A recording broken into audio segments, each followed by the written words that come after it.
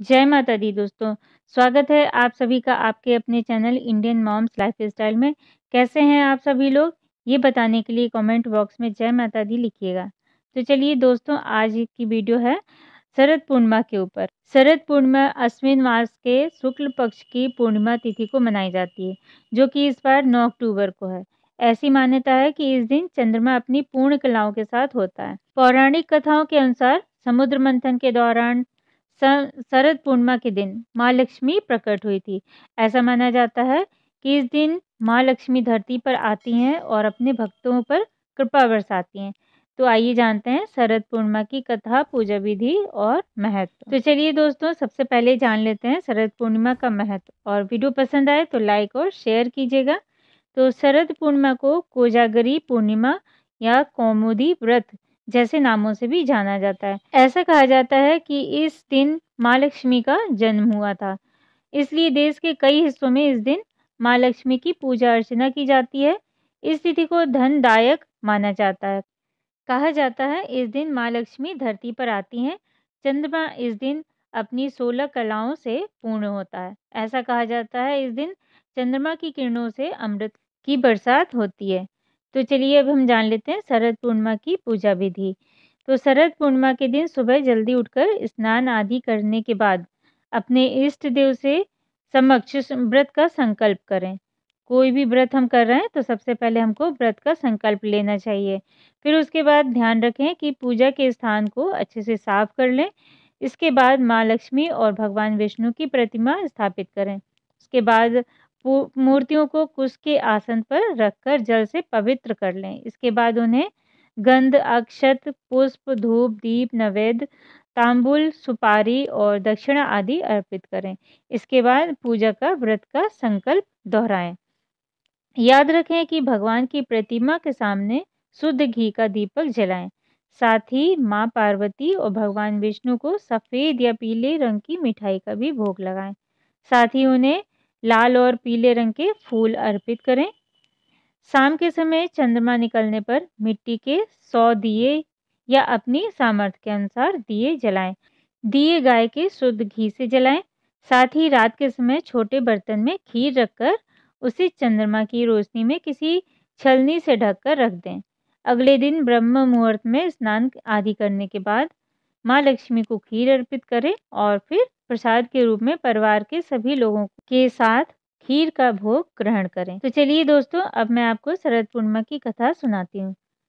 हर महीने में पड़ने वाली पूर्णिमा तिथि पर व्रत करने से भगवान विष्णु और माँ लक्ष्मी की विशेष कृपा प्राप्त होती है।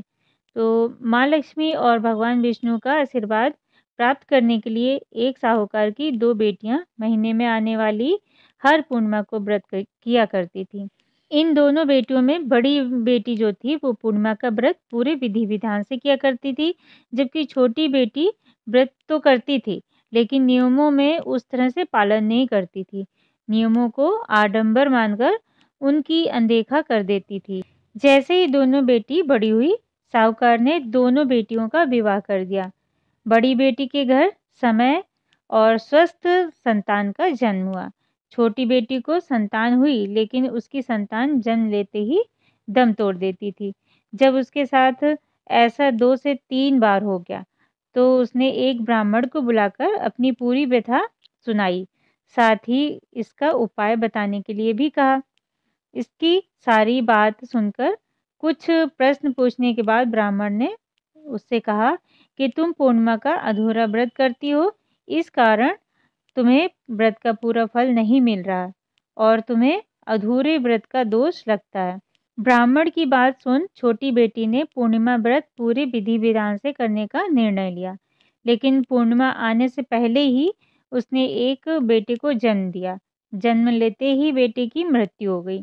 इस पर उसने अपने बेटे का शव को एक पीढ़े पर रख दिया और ऊपर से एक कपड़ा इस तरह ढक दिया कि किसी को पता न चले कि उसने अपनी अपनी बड़ी बहन को बुलाया और बैठने के लिए वही पीढ़ा दिया।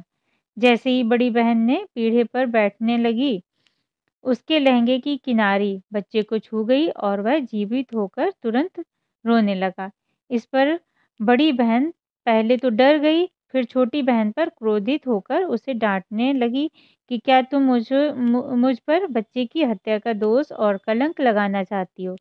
मेरे बैठने से ये बच्चा मर जाता तो? इस पर छोटी बहन ने उत्तर दिया, ये बच्चा मरा हुआ ही पहले से ही था।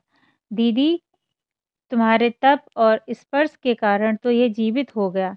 पूर्णिमा के दिन तुम जो व्रत और तप किया करती हो, उसके कारण तुम दिव्य तेज से परिपूर्ण और पवित्र हो गई हो। अब मैं भी तुम्हारी ही तरह व्रत और पूजन करूंगी। इसके बाद उसने पूर्णिमा व्रत विधि विधान से किया और इस व्रत के महत्व और फल का पूरे नगर में प्रचार किया। जिस प्रकार माँ लक्ष्मी और भगवान विष्णु ने साहूकार की बड़ी बेटी की कामना पूर्ण की, सौभाग्य प्रदान किया, वैसे ही हम सब पर भी कृपा बनाए रखें। तो दोस्तों, शरद पूर्णिमा का सनातन धर्म में बहुत खास स्थान है। आश्विन मास के शुक्ल पक्ष की पूर्णिमा को शरद पूर्णिमा कहा जाता है। इस दिन आसमान से अमृत बरसात होती है। इस साल शरद पूर्णिमा 9 अक्टूबर 2022 तक पड़ रही है। शरद पूर्णिमा को रास पूर्णिमा या कोजागरी पूर्णिमा भी कहा जाता है। शरद पूर्णिमा के दिन व्रत रखकर चांद की पूजा की जाती है और खीर का प्रसाद चढ़ाकर खुले आसमान के नीचे रात भर रखा जाता है।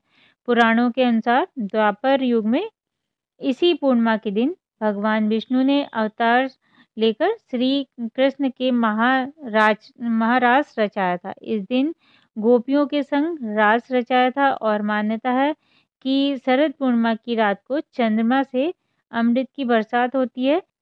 चंद्रमा की 16 कलाओं में से धरती पर बरसता है। तो चलिए अब जान लेते हैं शरद पूर्णिमा का शुभ मुहूर्त। शुक्ल पक्ष पूर्णिमा तिथि आरंभ होगी 9 अक्टूबर 2022 पूर्वाह्न 3:41 पर और शुक्ल पक्ष पूर्णिमा तिथि समापन है 10 अक्टूबर 2022 पूर्वाह्न 2:24। इस दिन सर्वार्ध सिद्धि योग 6:25 से 4:20 तक रहेगा और अभिजीत मुहूर्त 11:50 से 12:37 तक रहेगा और अमृत काल 11:42 से 1:15 तक रहेगा। ब्रह्म मुहूर्त 4:48 से 5:36 तक रहेगा। तो शरद पूर्णिमा में खीर बनाने का क्या महत्व है और शरद पूर्णिमा का क्या महत्व है और उसकी पूजा विधि क्या है और इसकी कथा क्या है, तो इसकी छोटी सी वीडियो मैंने आपके साथ शेयर की है। अगर आपको वीडियो पसंद आई हो तो लाइक और शेयर कीजिएगा। चैनल पर नए हैं तो सब्सक्राइब कर लीजिएगा, जिससे अगली वीडियो आपको मिल सके। ऐसी ही अच्छी सी जानकारी लेकर फिर मिलते हैं। तब तक के लिए राधे राधे, जय माता की।